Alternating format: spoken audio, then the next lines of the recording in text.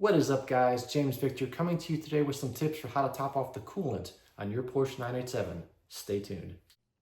All right, guys, welcome back to the channel. Today I'm going to walk you through how to top off the coolant on a Porsche 987. We're going to be working on a 2006 Cayman S today. So once you got your Porsche 987 hatch open, the coolant refill reservoir location is going to be located right here behind this panel, right where you also go to add oil. This is going to be the filler cap. We're going to remove this. We're going to check the levels, and I'm going to show you all how to top it off. So removing the cap is very straightforward. You come in here, twist it to the left, and then just pop it off.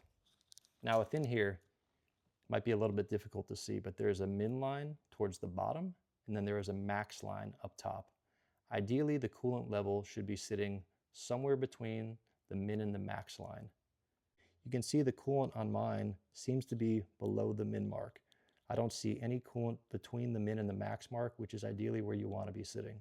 So what we're going to do now is we're going to add some OEM Porsche coolant mixed with 50% distilled water. And this is generally the route that you want to go. You want to do a 50-50 mix. It could be 60-40, depending on where you live and how cold or how hot the temperatures get. But in general, 50-50 coolant with distilled water is all you're going to need to top this off. And again, I definitely recommend using the Porsche OEM coolant. All right, we're gonna get in here now and I'm gonna show y'all how to top this off.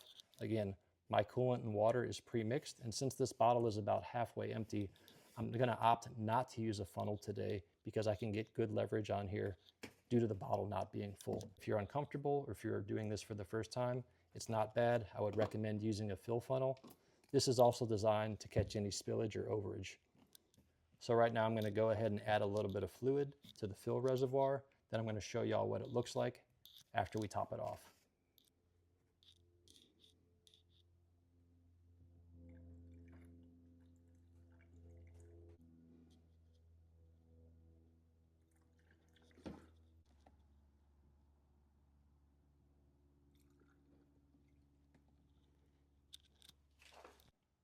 So I just finished adding my coolant, so I'm going to come on over here and recheck the levels.